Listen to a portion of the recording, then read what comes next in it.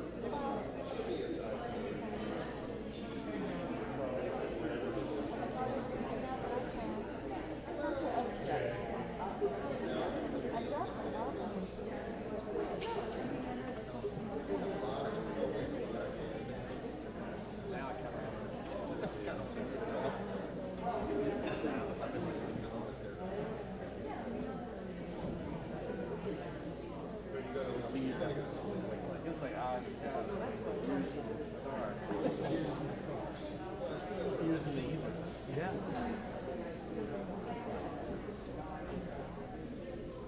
I'll test you.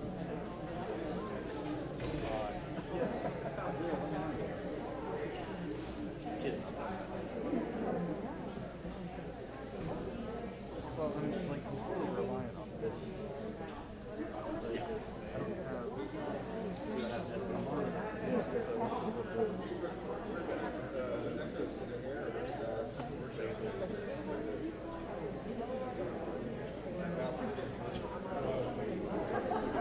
what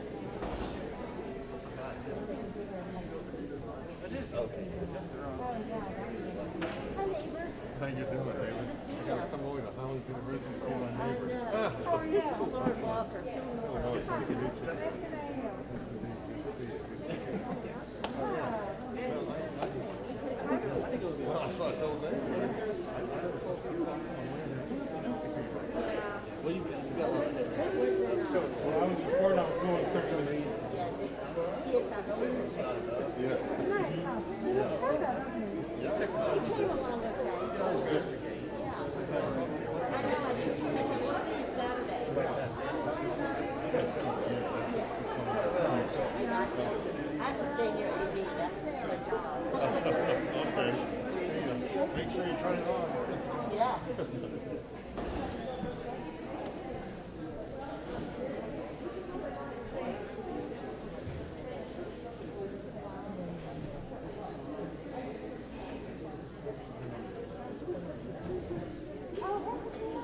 didn't recognize who you were with. Yeah, I like it.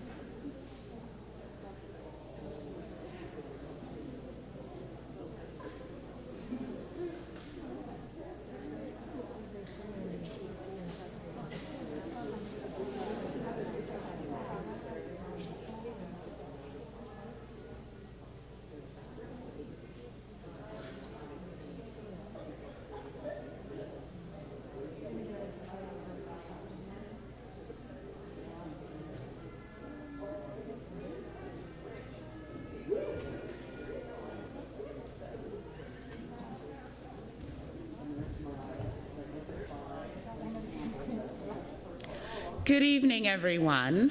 I am Mary Dana Hinton, President of Hollins University, and it is a pleasure to welcome you to this evening Distinguished Speakers Series.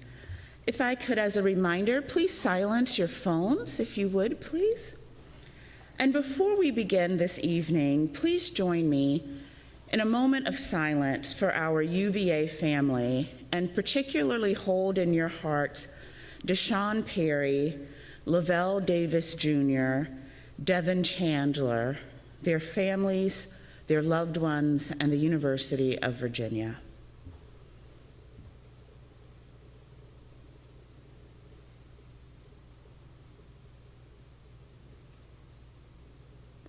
Thank you. Please know how grateful I am to be with you this evening, whether in person or via the live stream, and I'm particularly pleased to welcome Beth Macy, the Hollins Distinguished Speaker for Fall 2022. The Hollins Distinguished Speaker Series is an annual event brought to us by an endowed fund established by a generous donor. This donor wants the Hollins community to have the opportunity to engage with individuals who have distinguished themselves as thought leaders on the international stage and who will bring their wisdom and passion to our community at Hollins. I want to thank this donor for her vision and commitment to Hollins University. Tonight, it is a particular honor to welcome this year's distinguished speaker back home to Hollins. Beth Macy is a 1993 graduate of our Master's in Creative Writing program. She is the author of the critically acclaimed and New York Times best-selling books Factory Man, True Vine, and Dope Sick, Dealers, Doctors, and the Drug Company That Addicted America, as well as her recently released Raising Lazarus, Hope, Justice, and the Future of America's Overdose Crisis. Beth's 2018 book, Dope Sick, was shortlisted for the 2019 Andrew Carnegie Medal for Excellence in Nonfiction. The Hulu series based on Dope Sick, for which Beth serves as an executive producer and writer, received 14 Emmy nominations and won 2 awards. Her recently released Raising Lazarus is the crucial next installment in the story of the defining disaster of our era, the opioid crisis, a crisis that touches every single one of us, whether directly or indirectly. Her book focuses on solutions to the opioid crisis and the heroic efforts of frontline workers who are applying harm reduction practices on the streets of America. Her book also documents the efforts of activists and the parents of those who have died who are trying to hold the Sackler family accountable for the crisis they helped to create. Beth Macy was a reporter for the Roanoke Times from 1989 to 2014. She was a longtime reporter who specializes in outsiders and underdogs. Beth has won more than a dozen national journalism awards, including a Lucas Prize for Factory Man, multiple shortlist and Best Book of the Year honors for True Vine, and a Nieman Fellowship for Journalism at Harvard for her newspaper writing. A frequent speaker, teacher, and essayist, Beth has been published in the New York Times, the New Yorker, Oprah Magazine, Parade, and the Wall Street Journal. Beth's approach to storytelling is report from the ground up, establish trust, be patient, find stories that tap into universal truths, get out of your zip code. And I've heard she believes that to do good journalism, you must be a human first. And I want to take just a moment to dwell on that last point. When I first met Beth Macy, I felt like I met a soulmate, someone who put other humans first. Immediately, we were not only colleagues bound by our beloved Hollins, but sisters bound by a shared spirit. I am very proud to be your president, Beth, and even prouder to be your friend. Please join me in welcoming Beth Macy as Hollins Fall 2022.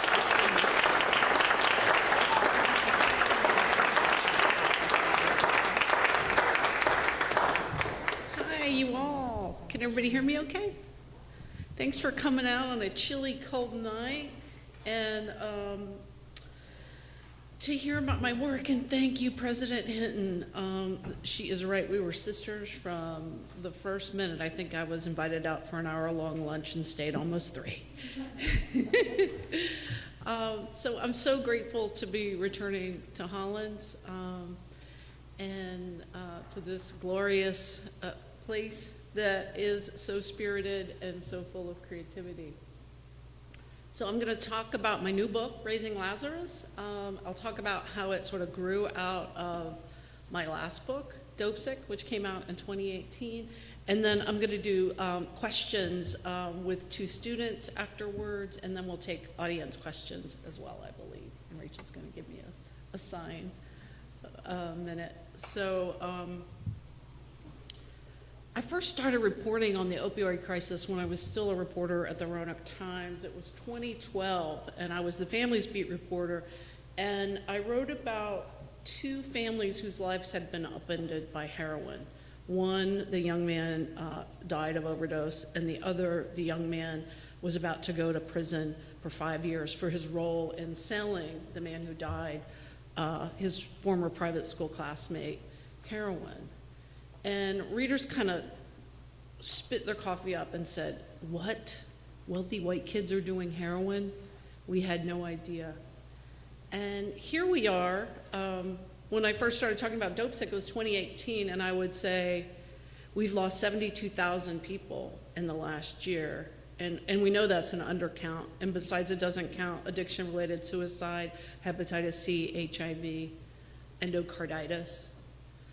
And now I say we've lost 108,000, every one of them a tragedy. Still an undercount, still doesn't count the friends and the families affected. And I think what's happening when we make the dope easier to access than the treatments is that people are falling through this giant chasm. They are dying because of this years-long divide between treating people like criminals and moral failures, people with addiction, or treating them like people who have a medically treatable condition. So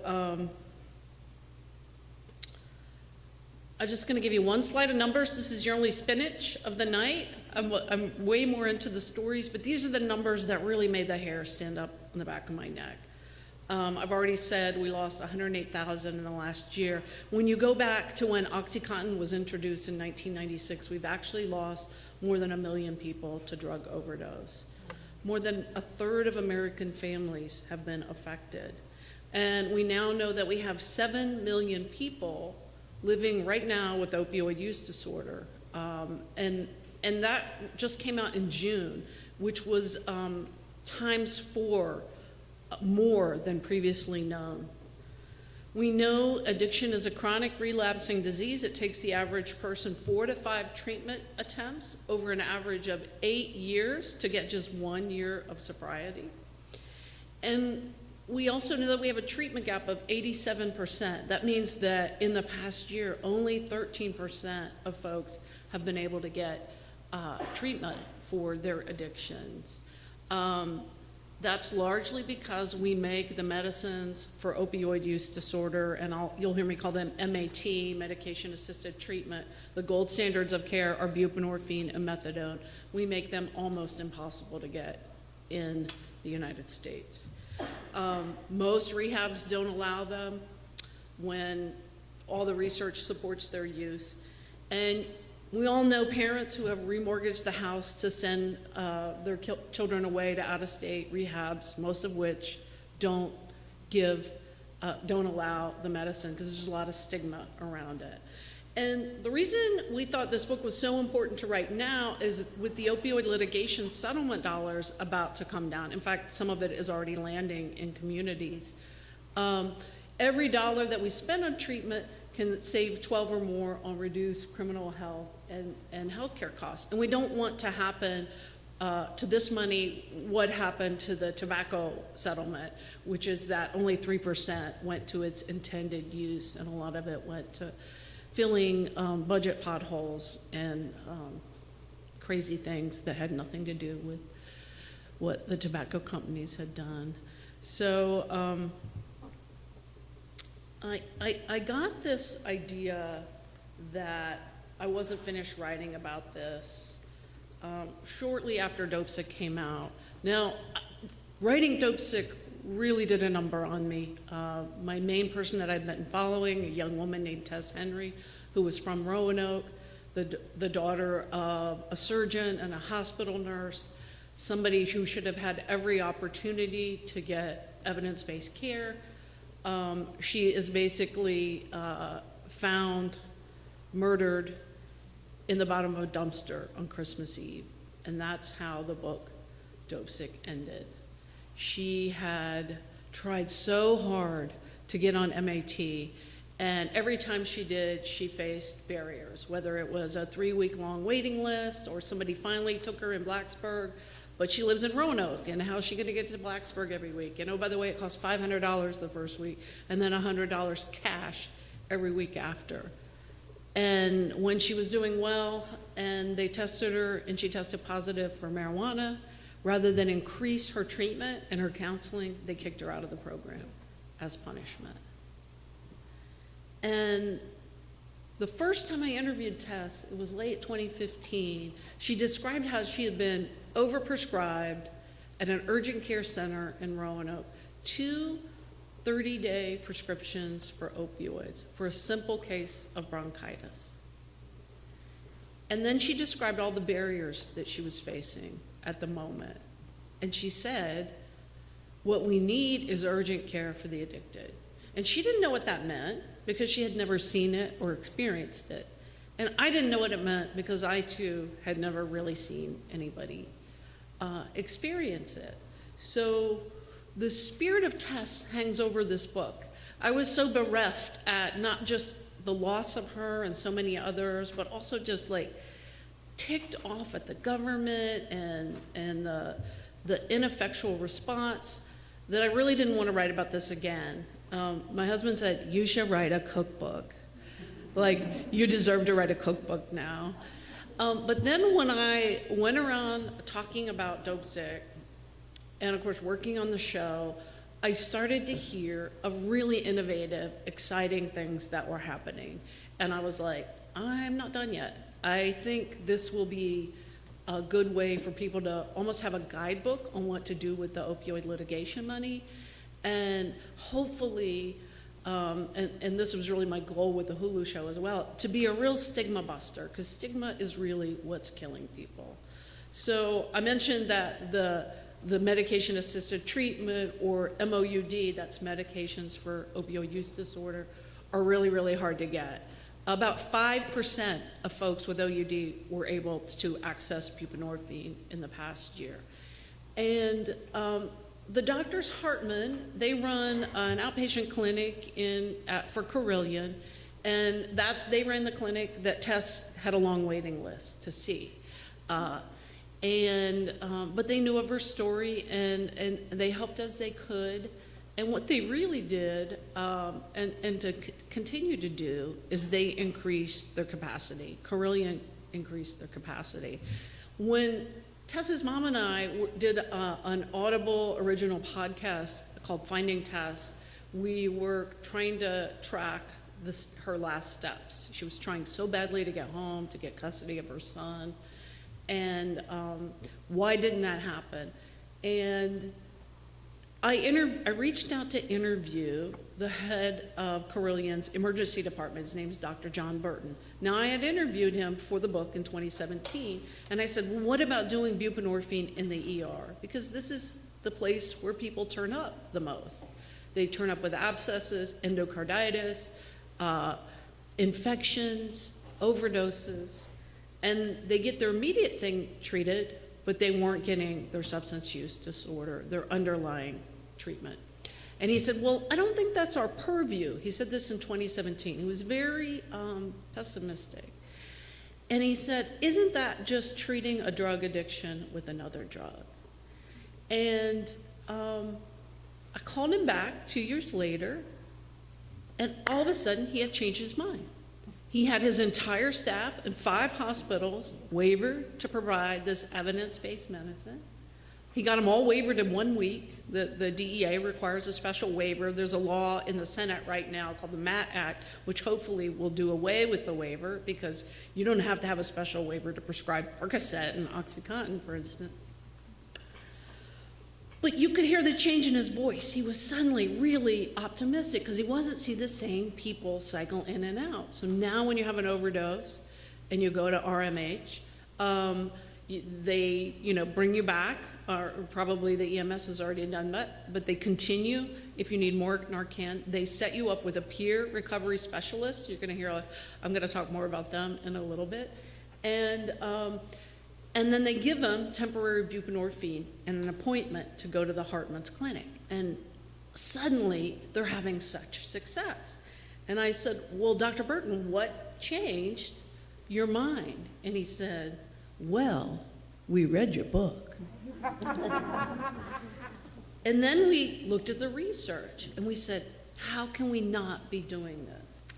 And so this book is a lot about people having that aha moment in whatever little silo they've been working in, and we do it this way because we've always done it that way. Well, guess what? We don't have to do it that way.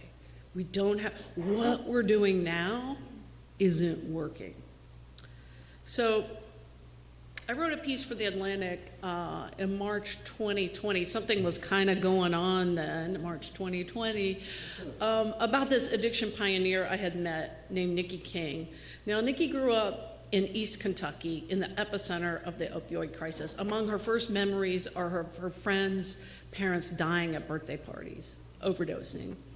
And she went to college. She now has her PhD. She starts working as a mental health and addiction specialist at a rural hospital in Indiana, where the community has just voted that their #1 problem is the opioid epidemic. And so the judges and the cops, they're all trying to come together, and she says, well, what are we doing now for people when they're getting out of prison and jail? We know when people get out of prison and jail that they are now opioid naive. Pretty much their addiction hasn't been treated in jail. That's still accurate, I'm sorry to say. And they are 40 times more likely, if they return to use, to overdose and die. So that's a really vulnerable moment. And so she designed a program working hand in hand with probation and the courts to bathe folks getting out of jail in services. And when she had the first group, she asked them what was their goal. And one person said he wanted a second pair of pants. Another person said he wanted to taste salmon for the first time. They were all food insecure. They all had spent their entire teenage 20s, 30s cycling in and out of jail. So what they did is they bathed them in services. Nighttime, intensive outpatient treatment, so they could work during the day, and they helped them get jobs. They made it so they weren't food insecure. They hooked them up with services. They got them connected with Medicaid. They got them signed up with Medicaid. They were able to get on their buprenorphine. And in 18 months, they had 0 overdose deaths. I mean, that's astonishing. They had a few when COVID began. A lot of people started using alone and relapsed from the stress of COVID. But the cool thing about Nikki is she's just one of these badass women that's gonna figure out a way. And if she hits a barrier, she's gonna go around it, she's gonna scale it, she's gonna figure it out. Well, the whole way she talked her boss into doing this program, because rural hospitals are closing right and left, is she said, I can make this program cost neutral in 6 months. And she was gonna do it by having the Medicaid program reimburse for their social work. That was what most of their labor expenses was. But the only problem being that Indianapolis calls and says, hey, we don't reimburse because you're not a medical facility. And the whole reason the program worked is because they had co-located it in the courthouse. That meant that Nikki and her social workers and her counselors had to work with probation and the judges, and they got to know each other, so that when somebody relapsed, it was a team decision, and often the medical provider got to make the decision about whether the person went back to jail or not. And that was really the secret sauce. So Nikki did, when she found out they were gonna close her program, she did what any 28-year-old with a whole lot of passion would do. She burst into tears. And she said, y'all, I have no more rabbits to pull out of my sleeve. And then out came another rabbit. I mean, the men in the room were super nervous, like, we gotta get her to stop crying, like, maybe we can open up a clinic here, blah, blah, blah. And she said, I know what.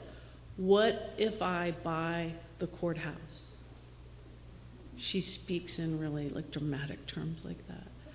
What she ended up doing was, for $25 a year, walled off part of the conference room they were already using in the courthouse, and put up a sign that said the name of the hospital, the name of the courthouse, Suite A. And the head of probation, who was this kind of crusty, super conservative guy, bought an applique off Amazon and put it on top of the door, and it said, make today amazing.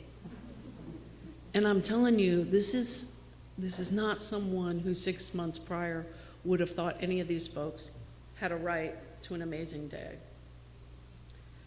I talk a lot about harm reduction as being the solution. We know that the largest group of people with OUD are people who aren't in any kind of systems of care, and they believe they can't get better. They believe that they don't want to stop using. They don't want to go to the hospital because they've been before and it's been really bad. They've been very stigmatized and treated very poorly. And this was certainly the case with young Tess Henry. And the first time I went to Roanoke's needle exchange, it's called the Virginia Harm Reduction Coalition, I burst into tears because I thought, this is what Tess meant. It was, well, it's not there anymore. It's basically operating out of a van, which is fine. But it was places where you would find people in Trump hats and Grateful Dead t-shirts, food pantries, connections to Medicaid, safe use supplies, clean needles, and connections to care. And there was a clothing room in the back if you didn't have clothes, and they would help you get a better tent and all this kind of stuff. I met a young woman who said she had read my book, Dope Sick, but somebody had stolen it from her while she was asleep in her homeless encampment.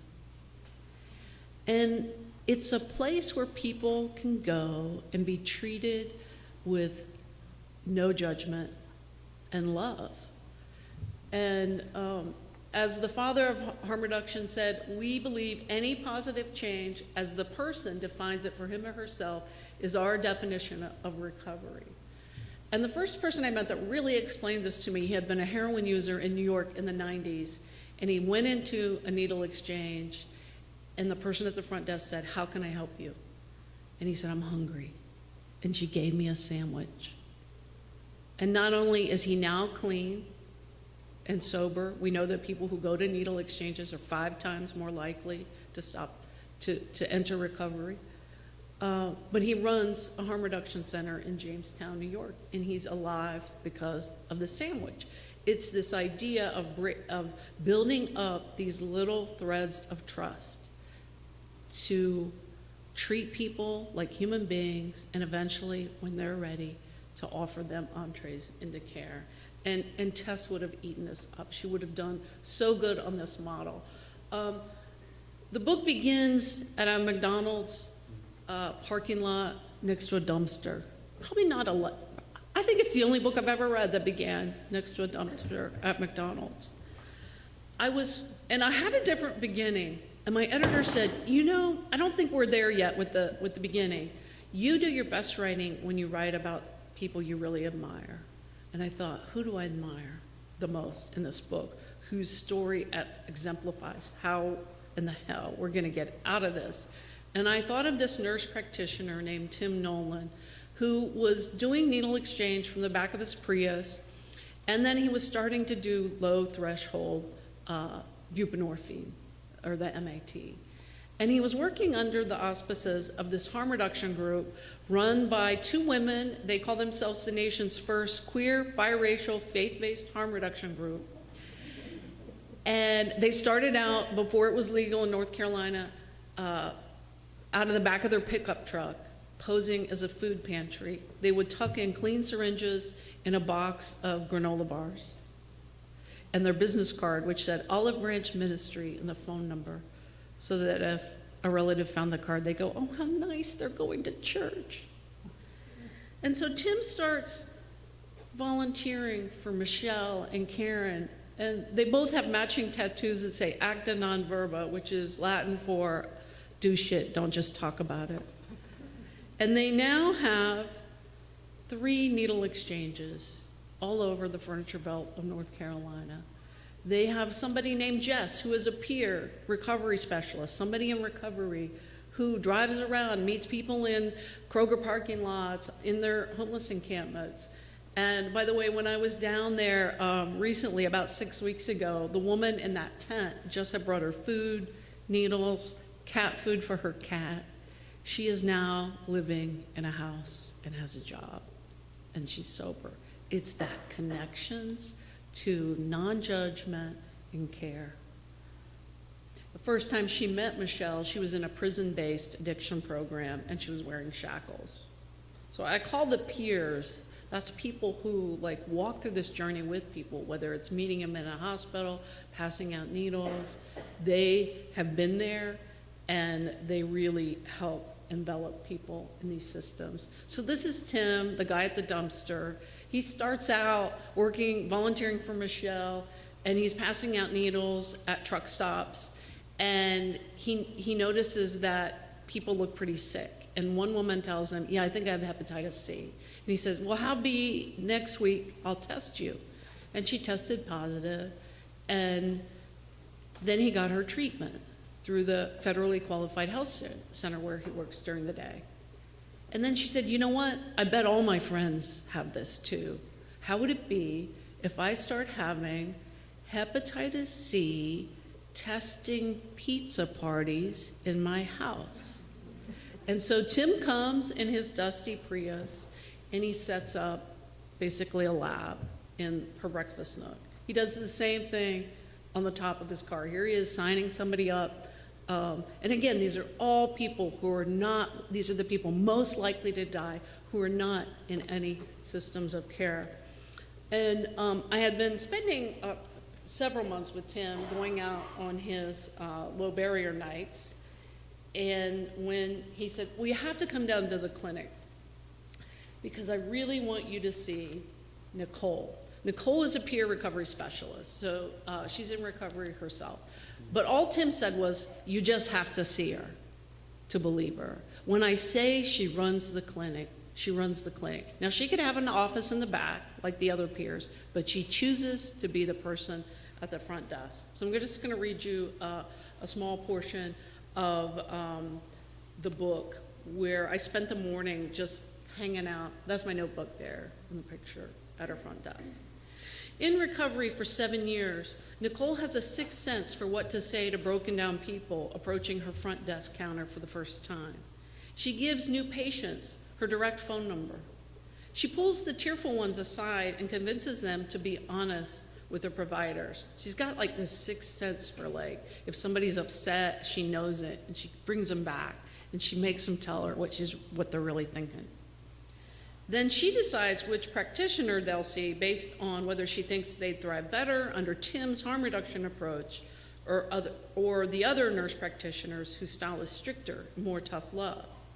When 36-year-old Julie Steen first approached the clinic counter wearing an oversized pink t-shirt, Nicole noticed her hangdog look and gently asked, "What are you here for today, honey?" And Julie could only whisper, "It's awful." And Nicole said, "I'm in recovery." And Julie said, "I'm an IV drug user. I don't work."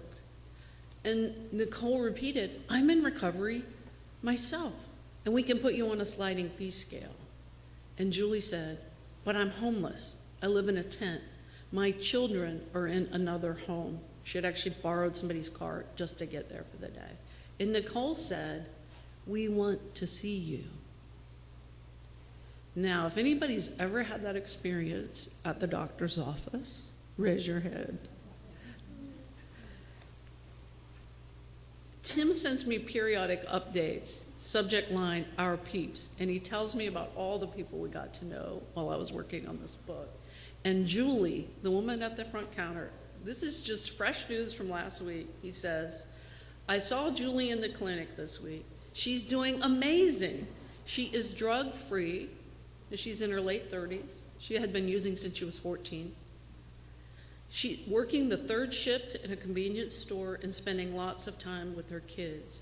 She brought her 13-year-old daughter with her, which by itself was amazing. She told her daughter, 'He used to come find me in the woods,' regarding her past with me. I hope she stays on course." I mean, this approach works. The evidence says it works. My heart says it works. I've seen it work, but we've got to do better.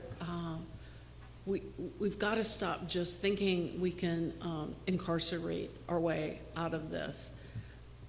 I always show this slide, especially when I talk to people in law enforcement, because a lot of drug court judges, for instance, don't want to allow participants to be on MAT. And this is Judge Sloan. He's from Eastern Tennessee. And this is Steve Lloyd. And has anybody seen the Hulu show? The Michael Keaton character is based on Dr. Steve's story. So he's a doctor who himself got addicted to OxyContin. All the tricks in the book that you see the Michael Keaton character doing, they basically came from Dr. Steve. And so Dr. Steve volunteers to serve on Judge Sloan's drug court. In between everything else he does, he also runs like 3 MAT clinics. And Judge Sloan was a tough on drugs prosecutor at one point. And then he adopted a baby with his wife, a baby with NAS, and they got to know the biological mother. And he saw firsthand just how hard it was to stop using opioids without the help of the medicines. I just want to shout out to them because they are really pioneering something in a red state that hasn't passed the Medicaid expansion still, and they are figuring it out. And oh, by the way, Dr. Steve is the chair of the Opioid Abatement Authority in Tennessee, so that's pretty cool. When I first started writing this book, I spent a lot of time in Mount Airy, North Carolina, which is Mayberry. And the first time I went down there, Michelle had been called in to consult because they were having the second highest overdose rate in the nation. Now, all their marketing is around we're wholesome Mayberry, right? and they didn't really want to talk about it. They want to send you out with Sheriff Andy and the like and have you eat a meat and three at Aunt Bee's Diner, not talk about their opioid crisis. But of all the people to hire to be the opioid response director, they found a retired DEA agent, Marine Corps officer, former law enforcement, and that's the Marine Corps motto that he lives by: improvise, overcome, adapt. The first time I went down there, a public meeting that was designed to drive people who live out in the country to treatment got hijacked by a civic leader who said, I think when they overdose, we should let them die and take their organs. Yeah. And Michelle of Acton on Verba stood up. She has this big purple streak, sometimes it's turquoise, in her white hair. And she said, y'all, do you know the song, They Will Know We Are Christians, by Our Love? I'm not feeling the love in the room. And she told this story about Lazarus. A lot of people think I called the book Raising Lazarus because of the overdose antidote, Narcan, right, which is part of harm reduction. But I really told it because it's a story that Michelle uses to get people who haven't bothered to educate themselves about the opioid crisis, particularly Christian groups, to check their blind spots. And so she'll say, Jesus brought Lazarus back. He performed the miracle, but then he had the disciples roll the stone, to bring Lazarus out. So I have a chapter called Stone Rollers. And he had the disciples unbind Lazarus and remove his burial cloths. And what she says to groups that aren't so sure they want to do this work, she says, it's messy, it's stinky, you might get a little something on you, but only by getting close to the ground will you experience the miracle of raising Lazarus. So just in closing, before we get to the Q&A, I just want to kind of go over kind of my highlights. And if you know people who have social capital in the community, a lot of these counties and cities are starting to spend this money that Purdue, et cetera, well, not Purdue yet, that's still in bankruptcy, and I'm happy to talk about that later. But the distributors have paid up $26 billion. And these are the things that evidence says works. These are the things that we aren't yet doing. We need on-demand access to MAT, period, with social supports. I was in Baltimore about a month ago, and somebody in public health said that fentanyl is selling on the street for $1 a pill. $1. How do we make treatment easier to get than the dope? We've got to be offering this for free and making it accessible. Harm reduction is the gateway to MAT. MAT is the gateway to recovery. Something Michelle says that I hadn't heard a lot of people in the harm reduction community say is that we have to meet both sides where they are. And so by that she means a lot of harm reduction groups look askance at law enforcement, particularly the ones that are all dug in. I was talking to somebody today who has a lot of power with what this money's going to do, and he said he had just been speaking to a sheriff of a Virginia county, and they were talking about Narcan or naloxone, and the sheriff said, we don't go so much for that Nexalone. Oh my God, we don't go so much for that Nexalone. But he's somebody that needs to be educated about naloxone and how it works. Something Dr. Steve and the judge say, call it a pilot when communities are really scared to do something different because they've always done something this way. This is the law, we have to do it this way. Call it a pilot, and then 6 months later, show the community how your pilot's working. I just want to say that women get shit done in this book. It's just something I happen to notice, so I'm throwing that out there. I was talking to a group of mostly harm reduction workers in Binghamton, New York, where one of my main characters in the book, who is a anti-Purdue activist, runs a group called Truth Farm. And this woman was in the back, and she was kind of nodding as I was talking. And then I got to the part where women get shit done, and she raised her hand, and she said, "I'm a hospital administrator. In 2014, I started telling my team that we've got to have an MAT clinic in the hospital. And they didn't listen to me. She had a son who was struggling. In 2016, her son died. In 2017, she decided that every meeting she went to where nobody wanted to listen to her talk about the need for MAT, she would look at her watch and she would say, another one died. And she'd wait 5 minutes. And she'd say, oh, we just lost another person. And so on. And now she runs the MAT clinic at the hospital in Binghamton, New York. So, stronger leadership, urgently needed at every level. People ask, what can we do here? I say, contact your local harm reduction group. I was talking to a local group in my neighborhood a couple weeks ago, and a minister came up to me. She was so excited. She said, do you think we could pass out needles at my church? And I was like, what? I had never heard that before. I said, you should contact Danny Clausen at the Virginia Harm Reduction Coalition. And last week, they texted me a picture. She was there packing up Narcan kits, Naxon alone, right? She was packing them up, and she was so proud.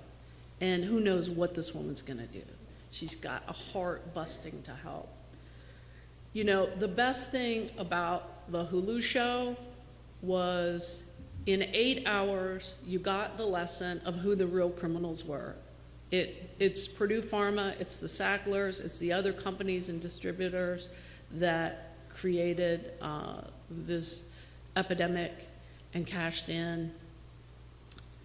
And what made me so proud is you could learn about who the real criminals were.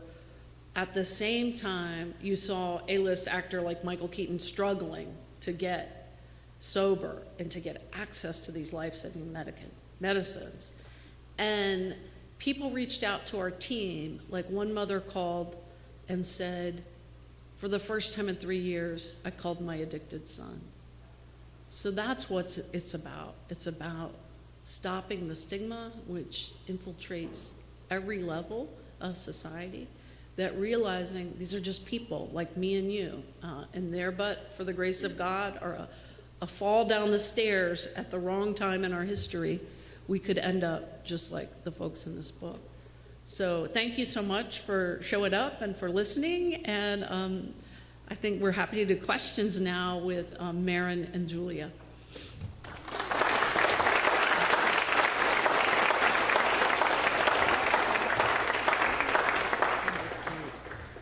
Beth, thank you for offering your wisdom and a path forward towards hope and justice this evening. And I will say, we talk a lot about legacy, and I know that your legacy will certainly be your writing, but I feel strongly your bigger legacy will be the lives that you've saved through your work. So thank you for doing what you do. It makes a big difference. I now want to invite to the stage 2 Hollins students who are outstanding journalists in their own right, and they will be leading a conversation with Beth on her work, her writing craft, and Hollins. So I first want to invite to the stage Julia Muquedo, class of 2023. Julia is a senior pursuing a Bachelor of Arts in Communication with a minor in Spanish. She has previously worked as an intern for Made in Shoreditch magazine in London and for the Roanoke Times. Last year, she was awarded the Jane Lyle Stevens Ayres Scholarship at Hollins for her demonstrated interest in journalism. A native of the Republic of Congo in Central Africa, Julia's interest lies in international journalism, through which she hopes to serve international communities in the United States and also report abroad. Please join me in welcoming Julia.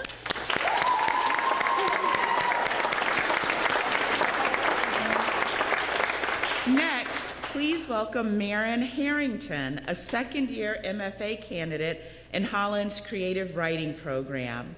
In addition to her coursework, Maren is a marketing assistant for Hollins' Marketing and Communications Department and a very frequent writer of Hollins publications. A Nebraska native, Maren received her BA from Central College in Pella, Iowa, where she double majored in English and Communication Studies and was awarded the Calliope Award for Excellence in Creative Writing and the Steve and Joyce Bell Award for Excellence in Journalism.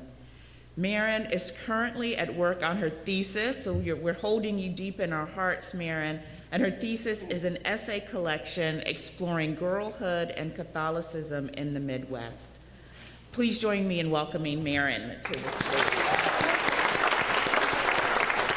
So, Julia and Maren will be sharing questions with Beth that they have written, as well as questions solicited from the Hollins campus community and our alumni. And I know you're all as excited about this conversation as I am. Thank you. Thank you, President Hinton. Can everyone hear me okay? Yeah. Okay, awesome. So lovely to talk to you again, Beth. Thank you so much for being here. We want to start by asking you about local journalism, since that's where your roots are. I read in an interview you gave with the Washingtonian where you said that you didn't think the stories of Dopesick and Raising Lazarus would have been told if you had worked at a big city newspaper or a national news agency as opposed to a local paper like the Roanoke Times. So I was just wondering if you could elaborate more on that conviction and what you think the one-of-a-kind power is that local journalism has. Yeah, well, I think as the great late Frosty Landon once said, newspapers really are the glue of society. You know, they help connect us. They make the world safe for difference. They hold power accountable. And when I first came to the Roanoke Times, it was 1989. I was a young reporter, and you know, I worked my way up several years later to being able to do kind of bigger enterprise type stories.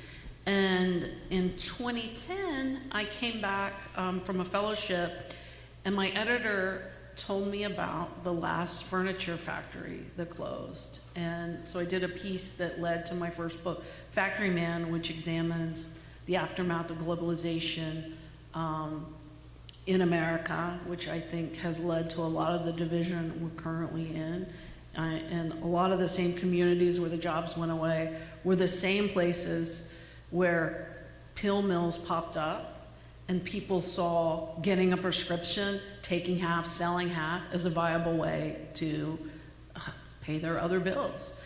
And so a lot of that story was missed by the national press. Even papers like the Roanoke Times, you know, there were 125 people just in the newsroom when I came in 1989. They now have, I think it's 10 reporters. And so those stories simply aren't being told. When I came, we had a bureau in Lexington. We had a huge office in the New River Valley. We had a reporter in Wytheville who went down to the coal fields. None of those stories have been told.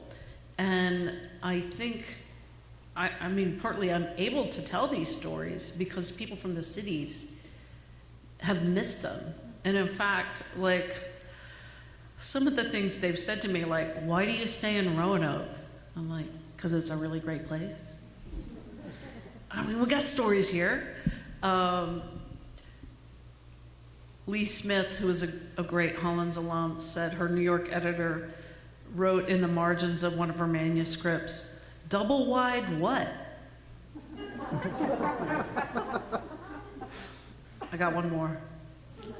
I was at the Sydney Writers Festival in Australia, and a writer for The New Yorker asked me about Roanoke. He was very nice. He didn't know anything about it. I said, well, it's in a valley of about 250,000, you know, and, you know, it's a small to medium-sized city. And he goes, well, can you see other houses from your house?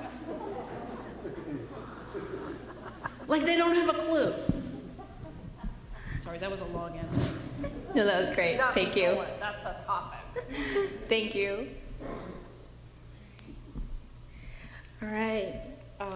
So Beth, as you know, both of us are journalists, and we would like to know what advice you would give young, passionate, aspiring journalists about pursuing the truth, no matter how hard it may be, while still taking care of themselves and their mental health. Because as we've seen, this reporting that you've done wasn't the easiest. No, it was really hard. And not just the addiction and the death, but also it's kind of scary taking on billionaires from my kid's former bedroom in my house in Raleigh Court. It's nerve-wracking. And I was very stressed out at the end of Dope Sick, and my blood pressure shot up. My doctor thought I had PTSD. You know, and you have to ask for help. That's one thing. You have to ask for help when you need help. I mean, that's true of any of us. But I have no shame in telling people I asked for help. And, you know, I try to balance it with Dope Sick is a really dark story. This story is dark in places, but it's full of light. Writing this book was an act of recovery for me. And when I was a newspaper reporter, I could write something serious, and then I could go write the equivalent of a cookbook. You know, it was really fun. But you have to take good care of yourself, whether that means, like, whatever that is for you. Is it hiking no mountain? Is it relying on, I call them my team. I have friends who are in the field. I have a narrative wizard who helps me when my editor sends back edits, like, and I want to cry. Like, no, Mace, you should do this. Do this. You've done this before. You can do it. You know, my husband is a great support, and just developed this team. And whenever one of us needs the other, we learn to rely. And you'll do the same thing. You know, when my Dope Sick edits came back, it was 6 pages, single-spaced. The first sentence was good, and that was it. And I sent it to my best friend, Martha, and she said, honey, you don't have time to have a panic attack. She said, I want you to print out a photo of somebody you know who died and put it above your computer with what the number was then, 187 people are dying a day. You don't have time to have a panic attack. And that was actually really helpful. What was even more helpful is she read through this 6-page memo, and she made 4 bullet points. And she said, this is what she wants you to do. Because when you're feeling like, taking edits is really hard, and I'm not particularly that good at it. And it's sometimes hard to hear what they want you to do. But that's just like part of the process, and I actually really love revising. That's a fantastic segue into our next question, which, as we all know, you are a graduate of Hollins' creative writing MFA or MA program. And I've just been thinking a lot about how we often like culturally create this binary between creative writing versus like journalism and reportage. And so as someone who has extensive background as a journalist, but also studied very, in depth in Hollins' creative writing program, like I'm curious how that binary has maybe collapsed for you and what you see the relationship being between creative writing and then your reportage. That's a great question. I took this wonderful class that was co-taught by Kathy Hankla and Nancy Dahlstrom called Imaginative Thinking. Do they have that class anymore? It was amazing. So it was about words and images, and my work really shot up when I started working really closely with photographers. And this idea of, it was when the internet was getting big and we were doing video and all that kind of stuff. And I really tried to embrace that through them and worked really closely collaborating with them. And I think that was something that was really kind of part of the way we learned to think at Hollins and in a liberal arts way of thinking. I mean, I started a book next to a dumpster at a McDonald's. I don't think that's like journalism 101. But what I got from Hollins was, the fact that the teachers were so accessible. I had an independent study with Richard Dillard. I met with him every Monday to talk about what I was working on that week, and it was just incredible. And I still think of him every time I try to write a sentence that has an ing verb, because he said, don't do it. Avoid ing verbs. And, I would have loved an undergraduate degree at a place like Hollins. I went to a big state college. I was the first in my family to go to college, and I went to what I could afford to go to at the time. I didn't really know, about getting into college. So I just think you guys are really lucky to have the breadth and depth of experience that you have now. Thank you. We're going to transition now to some questions that the audience members submitted. So, Yeah, and the first one is, how did your time at Hollins support your journalism career? Well, I think I just answered that one. One of the things it did, though, it gave me a master's degree when I was a young mother, and that allowed me to quit my job for some time, and we couldn't really afford for me to quit my job, but I was teaching at Hollins, and I was teaching at Virginia Western, and so it gave me, just like logistically, it gave me more options and allowed me to kind of combine work-life a bit better. And I used to have a terrible public speaking phobia. I mean, now you need a hook to get me off the stage. But that was like that act of having to teach every week, twice a week. And I always tell students that, you can get over things with practice, Yeah. Next question we had submitted says, in Raising Lazarus, you mentioned that the Sackler family targeted the integrity of your journalism due to your investigative work on them. What was it like to have a powerful billionaire family attack you in that way? Well,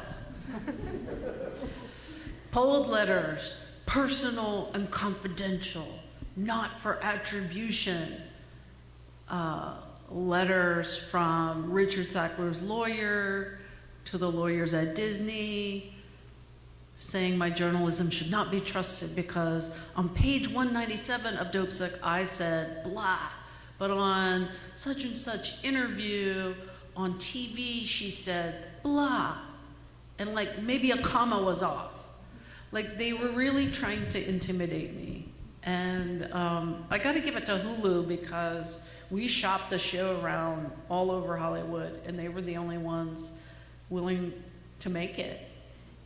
And it cost a lot of money, and it was all fact-checked, all legal reviewed, every sentence, and it was a lot of effort.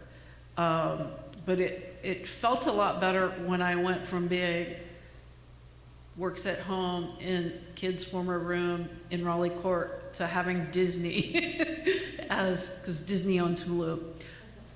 They actually have maybe as much money as the Sacklers, so that felt a little bit better. But it can be really scary, and I'm not the only journalist they've tried to intimidate. They've tried to intimidate activists, Nan Golden, the photographer who did the actions at the Met and the Guggenheim, and her activism has resulted in getting the Sackler's name removed. She and some of her group, they've been followed. Now, we don't know if it was the Sacklers. They say they had nothing to do with it. But it takes nerve to have courage. That is a very nice segue into our sixth question, which is, what are concrete ways in which we as citizens can contribute most effectively to the harm reduction movement? Yeah, so that's a great question. So I would suggest contacting the Virginia Harm Reduction Coalition. I mentioned earlier that they used to be in a space behind the Ramada Inn on Franklin Road. There was a story on a local TV station about needle litter at a nearby florist shop. and they were kicked out of their space. They are now running mobile, which is fine. There's a lot of NIMBYism around this, or CAVES, which stands for Citizens Against Virtually Everything. And, you know, when people know that the harm reduction van is going to be in the Kroger parking lot on this day, I mean, that's fine. They now have an outreach worker in Southeast, and they're doing amazing work. So, I mean, they need, like the minister I was telling you about earlier, you can go pack Narcan kits. You can help in a variety of ways with donations. And then you can use your voice as a citizen. If you know judges, I don't think our drug court is allowing people on MAT to graduate drug court. And that's just pure discrimination. It's actually a violation of Americans with Disabilities Act. Judges shouldn't be making medical decisions, and that's a medical decision. If you know probation officers, if you know police, I tell the story in Mount Airy where, you know, the jail is twice as full as it's supposed to be, and there are people literally getting dope sick on the intake floors. And when I say, well, have you thought about doing MAT? They say, well, we don't have space for it. And their whole emphasis on, well, we want to build a bigger $40-something million jail, which they're doing. But because of the work of Mark Willis and some harm reductionists there, the police are now also diverting people into treatment instead of jail. And that new jail they are building is going to have treatment space in it. So little baby steps are happening, and that's really cool. But that's because a lot of people and a lot of effort made, you know, to get the harm reduction model in action. Thank you so much.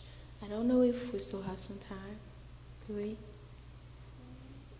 No? Well, it's okay. Thank you so much, Beth, for answering those questions. Oh, and thank you so much for the Maren amazing and lecture. Julia.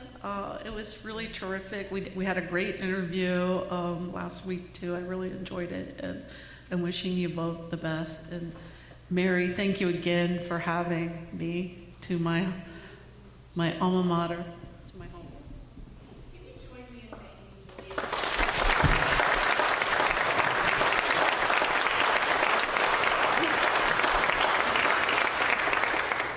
Many thanks to all who joined us via the live stream. Thank you. We wish you a peaceful evening. For those of you who are with us in person, please join us for a reception and book signing in the Lewis Reading Room of the Wyndham Robertson Library. We will have copies of Beth's books, Raising Lazarus and Dope Sick, available for sale, and Beth has graciously agreed to sign them. The library, when you exit, you'll look to the left. It is the beautiful building to your left. We hope to see you at the reception and book signing. Thank you, everyone. Thank you, Beth. Thank you, Julie.